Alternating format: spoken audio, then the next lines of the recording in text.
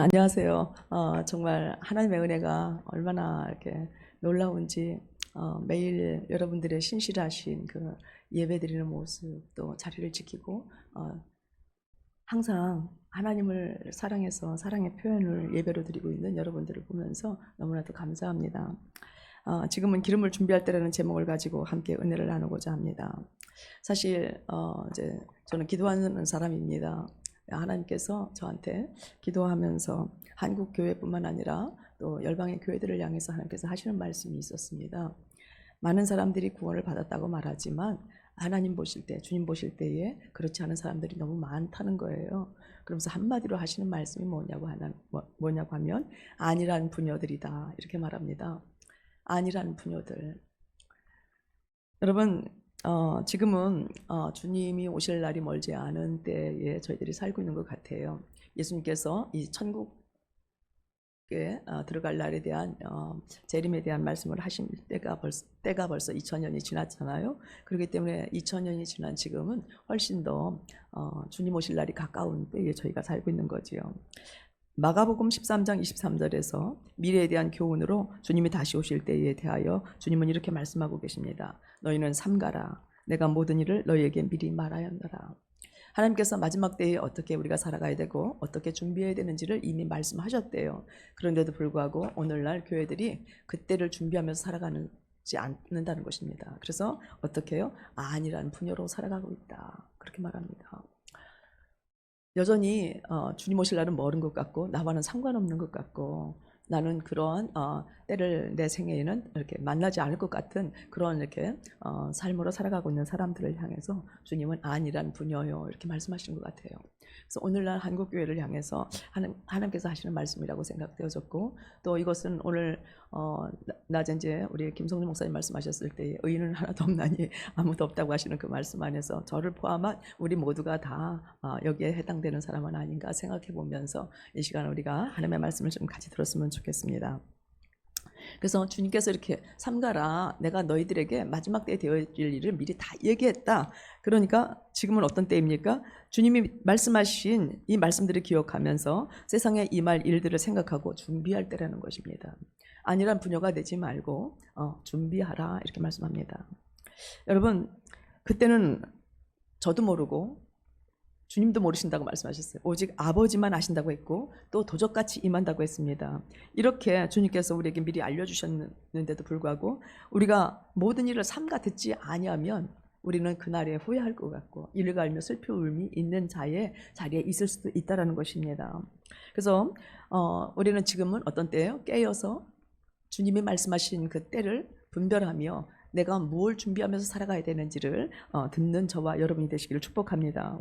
예, 아까도 말씀을 드렸지만 안일한 이 부녀들이라고 하는 주님의 그 책망의 소리를 들으면서 오늘날 교회 성도들을 이렇게 많이 생각해 봤습니다. 역시 주님의 말씀은 틀리지 않다라는 생각이 들었어요. 너무나도 안일한 게 너무 많은 것 같아요.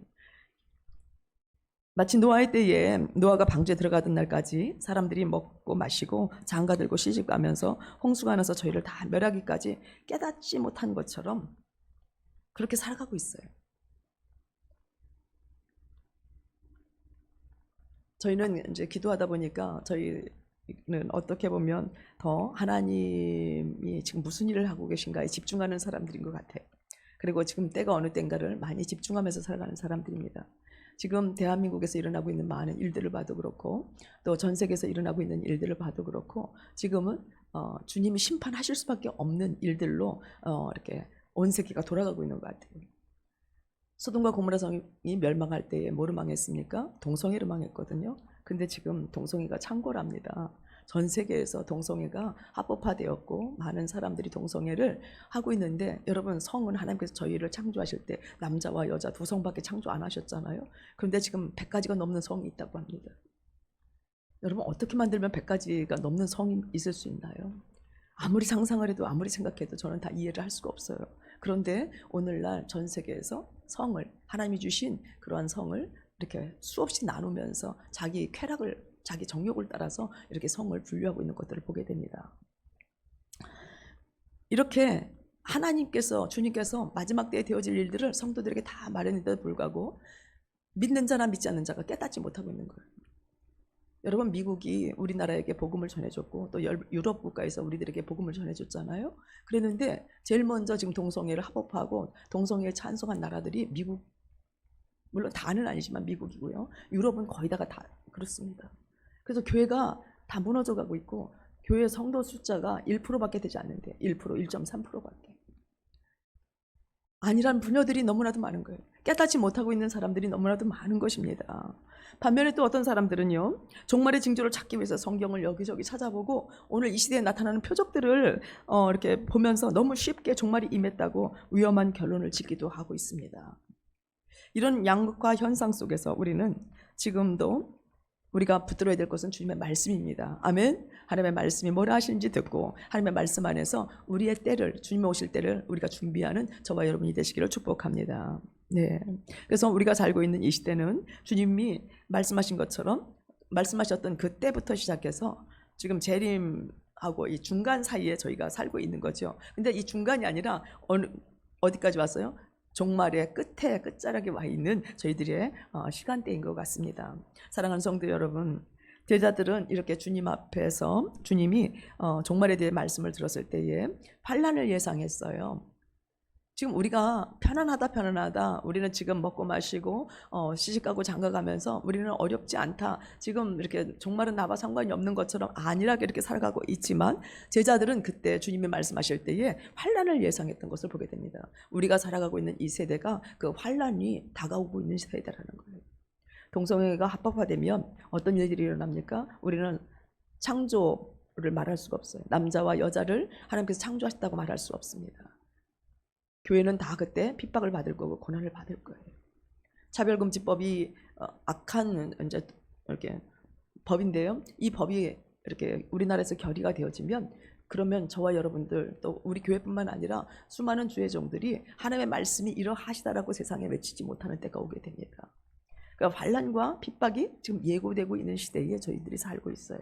오늘 아침에 김성주 목사님 말씀하시기를 10월 27일 이제 전 국민 대회가 광화문에서 주일날인데 오후 2시에 모이게 됩니다. 200만이 모이기를 저희들 지금 기도하고 있어요. 저희는 이제 일을 주관하는 쪽에서 일을 하고 있습니다. 그래서 우리는 기도하는 단체라서 그것을 위한 중보 기도를 하고 있습니다. 그래서 40일 특별 철회를 하고 있고 그 안에 이제 금식도 들어가고 이러면서 기도를 좀 각 교회에서 일으키고 있고 여기저기 다니면서 일으키고 있어요. 이날에 한국 교회가 다 모이도록. 치열한 싸움입니다. 우리가 사느냐 죽느냐, 한국교회가 존재하느냐 못하느냐. 만일 여기서 우리가 넘어지게 된다면 우리도 유럽교회처럼 0.1%밖에 되지 않는 참 환난의 때가 오게 될 거예요. 참신자를 가려낼 때가 오게 될 것입니다. 지금처럼 편안하게 찬송하고 지금처럼 편안하게 예배하고 지금처럼 편안하게 하나님의 말씀을 전하지 못할 때가 지금 도래하고 있는 거예요. 그래서 이 싸움은 그냥 싸움이 아니라 우리 한국 교회가 사느냐 죽느냐의 싸움이고 저와 여러분이 죽느냐 사느냐의 싸움이고 우리 다음 세대가 믿음을 지키면서 하나님을 배반하지 않고 살아가는 세대가 되느냐 마느냐의 싸움입니다. 그렇기 때문에 우리 교회도 다 참여하기를 원해요.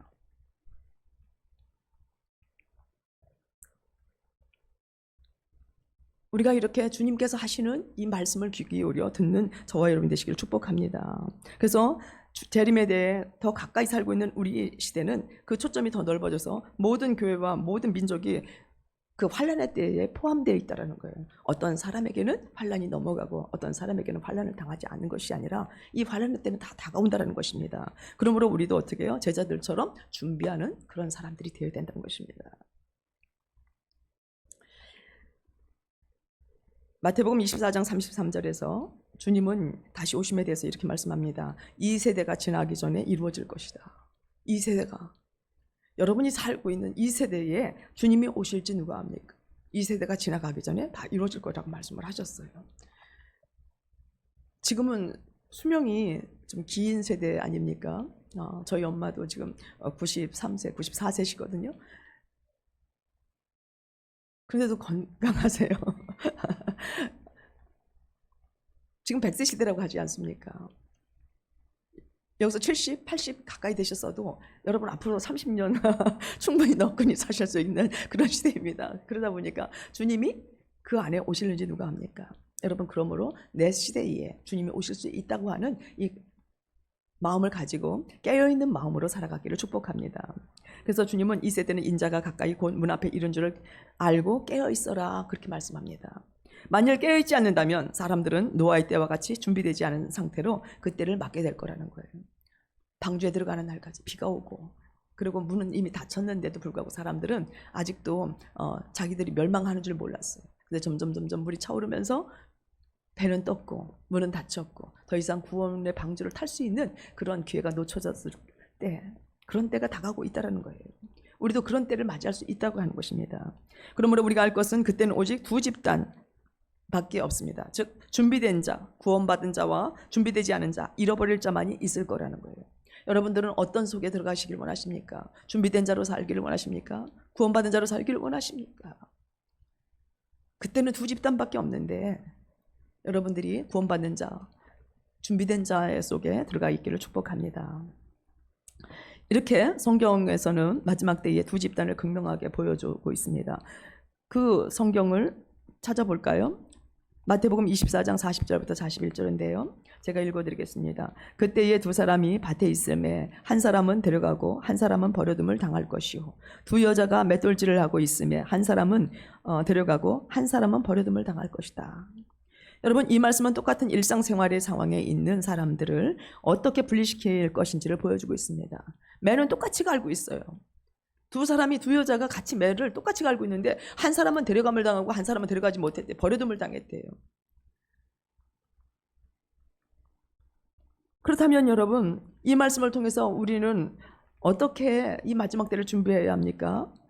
여러분, 주님 오실 날을 계산하고 애쓰는 것이 아니라 도저히 자기 도착 시간을 알려주지 않듯이 언제나 주님이 말씀하신 것처럼 깨어있으라고 하는 이 말씀에 귀 기울여야 되는 것이라는 것입니다. 준비한다는 것, 깨어있다는 것이 여러분 무엇입니까? 마태복음 24장 45절부터 51절에서 주님은 두 하인의 예를 들어서 설명하고 계세요.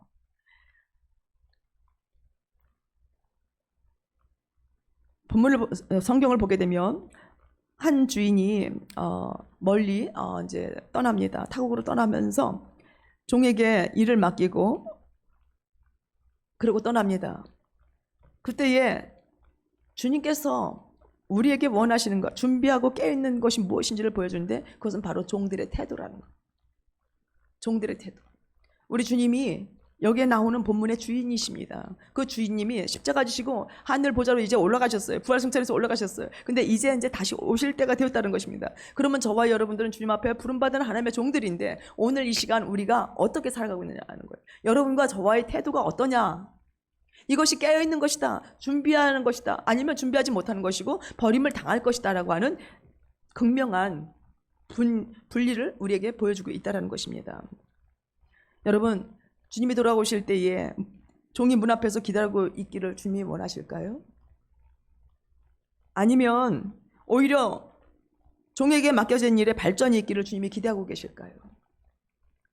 물론 우리 주님이 오시는 것을 문 밖에 서서 기다리고 있는 것도 주님이 기뻐하실 수 있을 것입니다. 그러나 주님은 뭐예요? 내가 문 밖에 서 있다고 해서 좋은 것이 아니라, 원하시는 것이 아니라 뭐예요? 내가 주님이 원하시고 기뻐하시는 일들, 나에게 맡겨진 일들을 최선을 다해서 주님 오실 때에 주님 여기 있습니다라고 내놓기를 원하는 그런 충성된 종들을 기대하고 계시지는 않을까요? 저는 어렸을 때에 저희 엄마나 아버지가 이제 이렇게 출타하시면 제가 맏딸이었거든요. 왜 그렇게 편하고 좋은지 모르겠는 거예요. 해방감을 느끼고 야 신난다 그러면서 명령도 안 들어도 되고 심부름 안 해도 되고 뭐 이렇게 하라고 하는 이런 어떤 것에서 벗어난다고 하는 그 자유로움, 그 기쁨이 얼마나 큰지. 그때는 제가 이제 맏딸이다 보니까 다 동생들 제가 이렇게 좌지우지할 수 있는 것 같고 제가 뭐 이렇게 짱된 것 같은 게 너무 좋았었어요. 근데 여러분, 이건 우리 일상 삶 속에서 하는 얘기지만 주님과 저와의 관계, 우리와의 관계는 그런 관계가 아니라는 거예요. 주님이 오실 때 문 밖에 서서 기다리고 있는 것도 주님이 원하시겠지만 주님이 진짜 원하시는 것은 그것이 아니라 주님이 계시지 않을 때에 우리가 어떻게 주님이 우리에게 맡겨주신 일들을 감당했느냐라는 것입니다. 그러므로 두 종의 차이가 무엇일까요? 두 종 가운데 어떤 사람도 주님의 귀환에 대해서 알고 있는 사람은 없었어요. 언제 오시는지 알지 못했어요. 어느 누구도 주인의 귀환에 대해서 듣지 못했어요. 그런데도 그 두 종의 차이점은 뭐냐면 그들의 처신하는 방식이었다는 것입니다. 주인이 있든 없든, 주님이 계시지 않든 계시든, 내게 맡겨진 일을 내가 어떻게 하고 있는가? 이것이 바로 준비하는 것이고 깨어있는 것이라는 것입니다. 여러분, 이것은 우리에게도 동일하게 적용되어집니다. 예수님의 오심에 대한 우리의 준비도 우리의 처신, 즉 신실한 청지기 직분을 잘 감당하는 것, 이것이 바로 저와 여러분이 해야 할 일이라는 것입니다. 본문으로 돌아가서 열처녀에 대한 비유는 마태복음 24장에 이어서 준비라는 주제를 계속 이어가고 있어요. 계속해서 24장, 25장을 통해서 마지막 때에 대한 말씀을 하시면서 준비하라, 깨어있으라, 준비하라, 깨어있으라. 그래서 마태복음에서 나오는 오늘 본문의 열처녀에 대한 비유는 준비한 자와 준비되지 못한 자의 구분을 강조하고 있습니다. 장면은 한 마을의 결혼식입니다. 결혼식에서 신부의 들러리로 처녀들인데요. 들러리가 되는 것은 큰 명예로 이스라엘의 결혼식에서는 여겨졌다고 합니다. 저는 이제 중동에서 좀 살다가 왔습니다. 이스라엘의 결혼식하고 터키의 결혼식하고가 좀 비슷해요. 터키도 저녁에 결혼합니다. 그리고 잔치가 하루에 끝나지 않고 며칠 이렇게 이어지는데요. 정작 신랑이 오게 되는 날, 그날은 저녁 8시부터 밤 12시까지 그냥 춤만 춥니다. 모든 하객들이 다 모여서 춤을 추고, 그리고 이제 난 다음에 맨 마지막 타임에 신랑이 오게 되면 신랑하고 신부가 춤을 춰요. 그때는 다른 하객들은 다 뒤로 가서 거의 물러 앉아 있고, 누구만 춤추냐면 신랑과 신부가 초점이 되어서 춤을 춥니다. 춤이 끝나고 나면 비닐로 된 목걸이인데요. 이렇게 칸이 이렇게 다 이렇게 막혀져 있습니다. 이 비닐로 된 목걸이를 남자 신랑과 여자 신랑의 신부에게 목걸이를 걸어주는데, 그때에 하객들이 두 줄로 쭉 서가지고 신부 즉 신랑 측 이렇게 하객들이 서서 신랑한테는 신랑 온 사람들이 신랑한테 이렇게 이제 그날에 그 부주금을 다 여기다 이렇게 꽂아줍니다. 그래갖고 신랑이 돈 목걸이를 하고 있고 신부도 돈 목걸이를 하고 있어요. 정말 이렇게 조금 비슷한데 밤에 합니다. 그리고 신랑이 오기 전에 그렇게 춤을 추고. 근데 이스라엘의 결혼식도 그랬던 것 같습니다. 그래서 결혼식은 저녁 무렵에 열렸으며 연회 중에는 축하의 의미로 횃불이 켜져 있었습니다. 지금처럼 뭐 밝고 전기가 이렇게 화려하고 뭐 이러면 괜찮은데 그때는 어두웠기 때문에 결혼식을 하려면 횃불을 밝게 켜야 했었을 것입니다. 여러분, 이 결혼식의 초점은 무엇입니까? 횃불입니까? 아니요. 신부를 신랑의 집까지 데리고 가는 행진에 있습니다. 들러리들이 해야 되는 것은 뭐냐면 신부를 신랑 집으로 인도하는 일이었어요. 그들 전에는 뭐가 있었을까요? 어둡기 때문에 등을 들고 있어야 되지 않겠습니까? 근데 우리가 알고 있는 이런 등잔에 기름 부어진 그런 등이 아니라 횃불이었다는 거예요. 너무 어두웠기 때문에, 너무 깜깜하기 때문에 횃불을 들었는데, 이 횃불은 여러분들이 아시는지 모르겠습니다만 저는 어려서 저희 교회가 바로 이렇게 이제 조금만 내려가면 냇가리 있었거든요. 그래서 수요일 저녁 예배 끝나거나 아니면은 주일 저녁 예배 끝나면 성도들이 전부 나가서 물고기를 잡습니다. 횃불을 들고 기름 방망이 하나 해가지고 냇가리로 내려가면 그 불빛으로 고기들이 이렇게 다 몰려와요. 그럼 우리 발 와서 막 이렇게 고기들이 이렇게 긁습니다. 그러면 이렇게 손으로 움키면 고기를 잡아요. 뭐 이렇게 그물도 없어도 다 고기 잡을 수 있습니다. 그럼 성도들이 일부는 가서 고기 잡고 일부는 철력국을 이제 준비해갖고 큰 가마솥에다가 호박 쓸어놓고 감자 쓸어놓고 뭐 고추 쓸어놓고 이렇게 하고서 이제 철력국을 준비하고 있어. 그러면 성도들이 그 고기 잡아온 거 금방 그 냇가리에서 손질해가지고 그러고서 와서 그냥 거기다 집어넣고 끓는 물에 집어넣고 그러고 나면 철력국을 뭐 가마솥으로 하나 끓인 거 정말 맛있게 먹습니다. 성도들이. 여러분, 횃불이 그런 거더라고요. 그 어두울 때에 횃불을 이렇게 밝히는 거였는데. 여러분, 이 횃불은 한 번 이렇게 기름을 이렇게 적셨다고 해서 오랜 시간 타는 것이 아니라 계속해서 어떻게 해야 돼? 꺼지지 않도록 해서 기름을 계속해서 이렇게 부어줘야 되는 거죠. 기름에 적셔야 되는 것입니다. 공급하지 않으면 그 불이 꺼져버리고 마는 것입니다. 그런데 미련한 5처녀의 등불이 꺼져간다는 것입니다. 즉 그들은 뭐예요? 기름을 준비하지 않았다는 것입니다. 기름을 준비하지 않았대요. 열처녀의 비유의 중요한 부분은 또 하나 뭡니까? 지연입니다. 어떻게 하면 신부를 신랑의 집으로 데리고 가는가? 이 행진에 하나 있고 또 하나는 뭐냐면 지연. 왜 지연입니까? 신랑이 더디 온다는 거예요. 기다린 때 오지 않는다는 거예요. 원하는 때 오지 않는다는 거예요. 그렇기 때문에 이 지연입니다. 본문을 보면 신랑을 기다리는 동안에 열 처녀 모두가 졸며 잠들어 있었어요. 얼마나 이렇게 오래 걸렸는지 모두가 잠들고 있었습니다. 24장에 매들가는 두 여인들처럼 상황은 열 처녀 모두가 같았습니다. 다 졸며 자고 있었습니다. 그러나 차이는 더디 오는 신랑을 맞이하기 위해서 기름을 준비했느냐 안 했느냐의 차이였습니다. 이 비유에서 한 가지 우리에게 암시하고 있는 것이 있습니다. 그것은 바로 비유의 끝 12절에서 내가 너희를 알지 못한다입니다. 내가 너희를 알지 못한다. 기름을 준비했는 사람들은 주님이 안다고 말하며 주님이 오셨을 때 문을 열어주지만 주님이 원하시는 기름을 준비하지 않은 사람에게는 기름 사러 갔다 오는 동안에 문은 닫혔고 와서 주여 우리에게도 문을 열어주소서 했었을 때에 주님께서 하신 말씀이 뭐였습니까? 내가 너희를 도무지 알지 못한다. 여러분, 이 도대체 기름이 무엇이길래 주님이 모른다고 하시며 천국 문을 닫으십니까? 오늘 본문을 보면 미련한 다섯 처녀나 슬기로운 다섯 처녀나 다 예수님을 믿는 것 같아요. 다 주님을 믿는 것 같아요. 다 하나님의 자녀들인 것 같아요. 그런데도 불구하고 어떤 사람은 구원을 받고 어떤 사람은 구원을 받지 못하는 것을 보게 됩니다.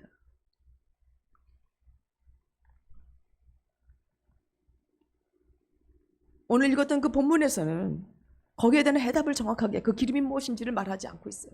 그런데 마태복음 25장 14절부터 30절 말씀을 읽어보게 되면 거기에 달란트 비유가 나옵니다. 이 달란트 비유는 준비해야 할 기름이 무엇인가를 우리에게 알려주고 있습니다. 그리고 달란트 비유에서는 또 무엇이냐면 주인이 돌아오는 것을 누가 예배할 것인가를 얘기해주고 있어요. 여러분, 우리는 기름이 무엇인가를 알아야 돼요. 아멘? 그리고 누가 주님을 맞이할 수 있는 사람인가? 누가 주님을 예배할 수 있는 사람인가? 그러면 과연 나는 주님을 예배할 수 있는 사람이고 나는 지금 기름을 준비하고 있는가? 이 본문을 통해서 우리가 배워야 됩니다. 슬기로운 처녀들이 예배한 기름은 수동적으로 신랑을 기다리는 것이 아니라 열심히 일해서 우리에게 맡겨진 기회를 선용하는 것이었다는 것입니다. 시간은 동일하게 저와 여러분들에게 동일하게 주어지고 있습니다. 근데 어떤 사람들은 마치 노아의 시대처럼 먹고 마시고 시집가고 장가가는 일에 무엇을 먹을까 마실까 하는 일에 더 열심을 내고 살아갑니다. 하나님을 믿는다고 말하면서도 주님이 우리에게 부탁하시고 명령하시는 것들을 삼가 듣고 지키는 것이 아니라 안일한 부녀들처럼 여전히 세상 사람들이 구하는 것, 이방인들이 구하는 것을 구하고 살아가고 있다는 것입니다. 주님 오시면 나는 구원받은 사람이야. 그러면서 아무것도 안 하고 그냥 구원받을 줄 알고 수동적으로 신랑을 기다리는 것이 아니라는 것입니다.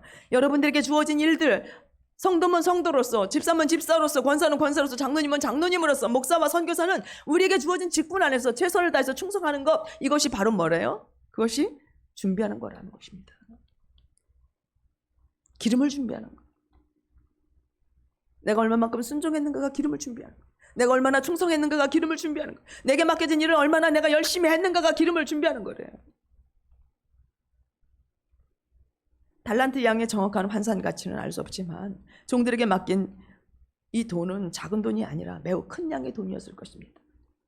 그럼에도 불구하고 어떤 사람은 5달란트, 어떤 사람은 2달란트, 어떤 사람은 1달란트를 받았습니다. 서로 다른 양이 각 종에게 그 재능대로 주어진 것입니다. 그리고 주인이 돌아왔을 때 계산을 하게 됩니다. 상환은 각 종들에게 맡겨진 그 금액을 따라서 얼마만큼 충성했는가에 따라서 이루어지게 될 것입니다. 사랑하는 성도 여러분, 하나님은 우리가 서로 다름을 인정하시면서 우리에게 맞는 적합한 것만 기대하고 계세요. 여러분이 성도로 부르심 받았다면 여러분은 성도로서의 적합한 일을 하시면 돼요. 우리가 주의 종으로 부름 받았다면 주의 종에 합한 일을 하면 되는 거예요. 충성된 두 종은 그들이 본래 맡은 책임의 규모가 다르고 따라서 그 공적도 달랐지만 주인으로부터 똑같은 칭찬을 받았어요. 여러분들이 잘하시는 것처럼 뭐라고 주님이 말씀하십니까? 잘하였도다 착하고 충성된 종아, 내가 작은 일에 충성하였으며 내가 많은 것을 내게 맡기리니 내 주인의 즐거움에 참여할지어다. 아멘. 예, 충성한 사람에게 주시는 주님의 칭찬이에요. 오늘 본문을 이 말씀을 통해서 보게 된 뭐예요? 작은 일에 충성하는 것. 작은 일에 충성하는 것. 이것이 신랑이 돌아오는 것을 예배하는 것이며 이것이 슬기로운 5처녀들이 준비한 기름이었다는 것입니다. 왜 나에게는 이런 일만 시켜? 저희 선교단체에 많은 사람들이 와 있습니다. 우리 스태프들이 한 40명 정도 되거든요.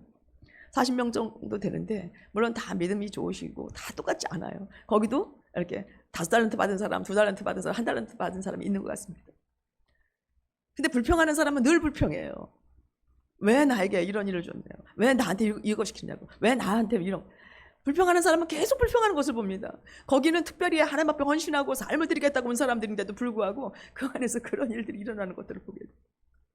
근데 어떤 사람은 크든 작든 눈에 보이는 대로 작은 일이든 큰 일이든 그냥 가리지 않고 열심히 최선을 다해서 하는 사람이 있어요. 여러분, 누가 아름답습니까? 누가 예쁘게 보입니까? 충성된 사람, 작은 일이든 큰 일이든 맡겨진 일에 최선을 다하는 사람이 아름답게 보이더라. 그런데 세 번째 종은 그렇지 못했습니다. 이 세 번째 종의 잘못이 무엇입니까? 첫 번째로 그 세 번째 종의 잘못, 즉 1달란트 받은 사람 그 종의 잘못이 무엇이냐면 주님의 의도를, 주인의 의도를 깨닫지 못한다는 거예요. 주님이 무엇을 원하시는지를 깨닫지 못하는 사람. 오늘 저와 여러분에게 주님이 무엇을 원하실까요? 주님이 나에게 원하시는 것은 무엇인가 생각해 봐야 합니다. 그리고 주님이 나에게 원하시는 것을 이루어 드려야 돼요. 그런데 이 세 번째 종의 잘못은 뭐냐면 주인의 의도를 모르는 거예요. 주님의 마음을 모르는 거예요. 그러니까 자기 마음대로 살아. 자기가 원하는 대로 생각하고 살아.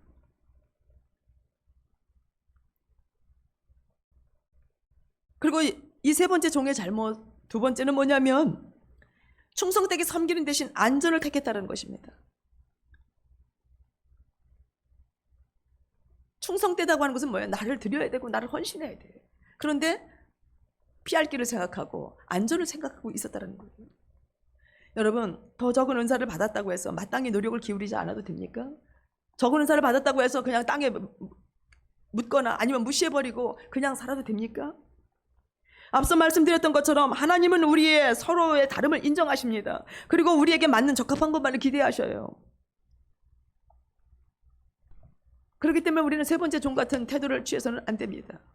주인이 지금 오늘 나에게 무엇을 원하시는가?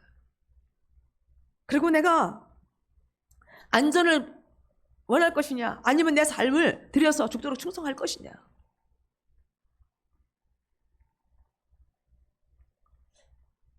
본문을 말씀을 생각하면서 세 번째 종에 대해서 생각을 해봤어요. 세 번째 종은 아마 이렇게 생각했을 것 같습니다. 내가 잘못하다 실수하면 안 돼. 그러니 차라리 하지 말자. 그나마 이것까지도 잃어버리면 안 돼. 그러니까 땅에 묻어두자. 아마 그랬던 것 같아요. 여러분, 두려움과 염려로 해야 할 일을 피하고 안 한 바람에 주인이 원하는 일을 하나도 하지 못하고 주인을 맞이했던 이 세 번째 종, 그런 사람이 저와 여러분 되지 않기를 축복합니다. 예, 우리에게 맡겨진 일을 최선을 다해서 감당해야 됩니다. 그러면서 이 세 번째 종이 주인에게 뭐라고 얘기합니까? 주인, 당신은 탐욕스러운 자본가입니다. 당신은 굳은 사람입니다. 당신은 심지 않는 데서 거두고 해치지 않는 데서 모으는 줄을 내가 알았으므로 두려워하여 나가서 당신의 달란트를 땅에 감추어 두었나이다.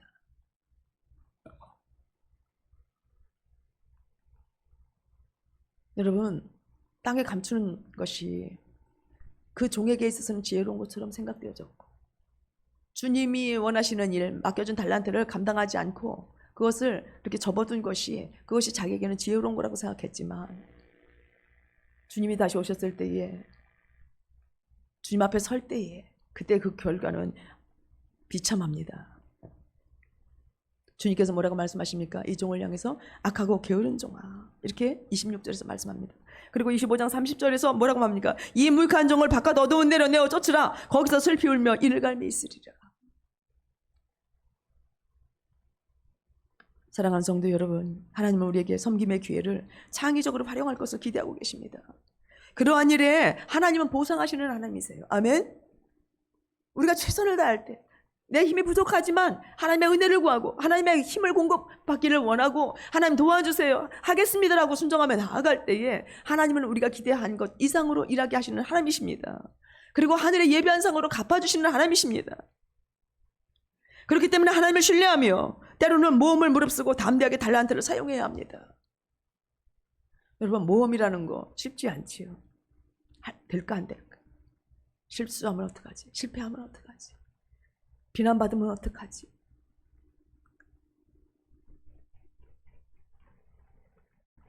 하지만 이 모험은 또 다른 충성의 모습이고 또 다른 믿음의 행위입니다. 우리가 주님께서 주신 달란트, 적든 크든 주님은 우리가 작은 일에 충성하라고 말씀하세요. 그리고 최선을 다하라고 말씀합니다. 너에게 주어진 그 기회를 선용해라 이렇게 말씀합니다. 여러분 뒤로 밀어두지 마십시오. 핑계대지 마십시오. 핑계는 누구에게나 다 있습니다. 시집도 가야 되고 장가도 가야 되고 밭도 사야 되고 소도 샀으니까 쟁기로 한번 소도 시험해봐야 되고 여러분 얼마든지 핑계는 누구에게나 다 있습니다. 근데 충성된 종은 그렇게 하지 않습니다. 주인이 누구라는 걸 알기 때문에 그분이 어떤 분이시라는 걸 알기 때문에 충성된 종은 그분의 명령 앞에 순종합니다. 그리고 최선을 다합니다.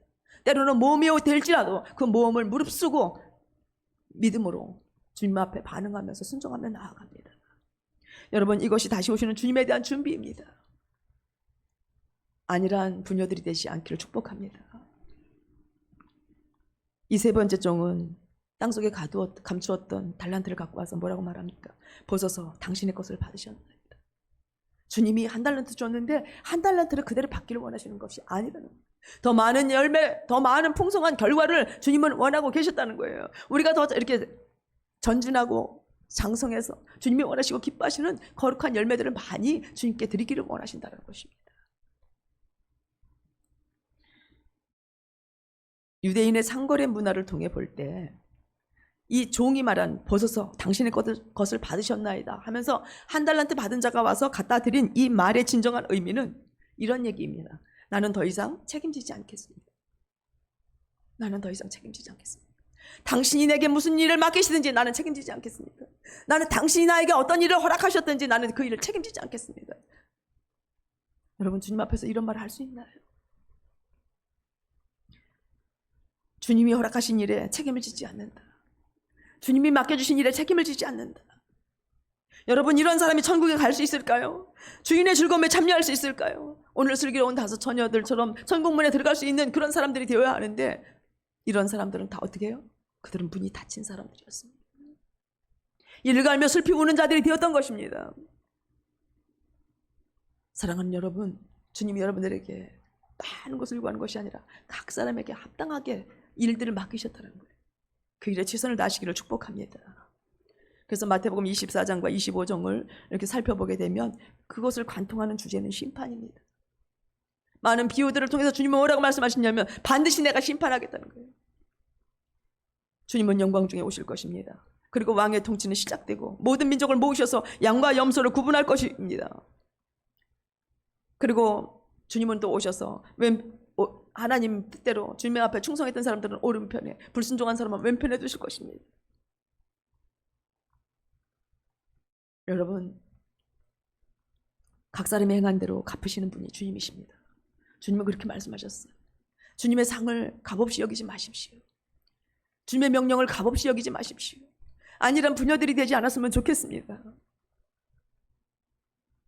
다니엘서 7장 9절부터 14절을 보면 내가 보니 왕자가 놓이고 옛적부터 항상 계시니가 좌정하셨는데 그의 옷은 희기가 눈 같고 그의 머리털은 깨끗한 양의 털 같고 그의 보좌는 불꽃이요 그의 바퀴는 타오르는 불이며 불이 강처럼 흘러 그의 앞에서 나오며 그를 섬기는 자는 천천히요 그 앞에서 모셔 선 자는 만만이며 심판을 베푸는데 책들이 펴놓였다. 하나님 주님은 다시 오셔서 모든 사람들을 다 부르실 것입니다. 열국의 모든 사람들을 다 주 앞에 모을 것입니다. 그리고 주님이 기록해 놓으신 그 책을 펴시고 심판을 베푸실 것입니다. 마태복음 24장 30절에서는 이렇게 말합니다. 그때의 인자의 징조가 하늘에서 보이겠고 그때의 땅의 모든 족속들이 통곡하며 그들이 인자가 구름을 타고 능력과 큰 영광으로 오는 것을 보리라. 여러분 그때에 왜 땅의 모든 족속들이 통곡합니까? 준비되었다면, 깨었다면, 작은 일에 충성했다면, 주님이 계신 일에 최선을 다하고 충성했다면 그 사람들은 그때에 주님을 기쁘게 맞이할 것입니다. 그러나 수많은 모든 사람들, 모든 족속의 거의 대부분의 사람들이 어떻게 해요? 그날에 슬피 울며 일간이 있을 거예요. 통곡할 거예요. 마태복음 16장 27절에서 이렇게 말합니다. 인자가 아버지의 영광으로 그 천사들과 함께 오리니 그때에 각 사람이 행한 대로 갚으리라. 이게 심판입니다. 이게 심판이에요. 지금은 어떤 일이 더 좋은 일인가? 어떤 일이 더 우리를 완전하게 하는 길인가? 여러분 생각해야 할 때입니다.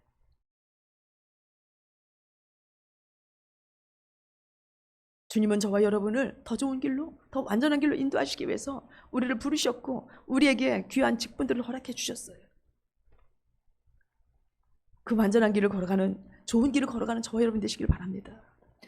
이렇게 기름을 준비한 슬기로운 처녀들에게 주님은 하나님의 나라를 상속하라 이렇게 말씀합니다. 그러면서 주님이 뭐라 말씀하시면 이들은 내 아버지께 복받은 자들이다. 나와 장세로부터 너희를 위하여 예비한 나라를 상속하라. 주님께서 이렇게 말씀합니다.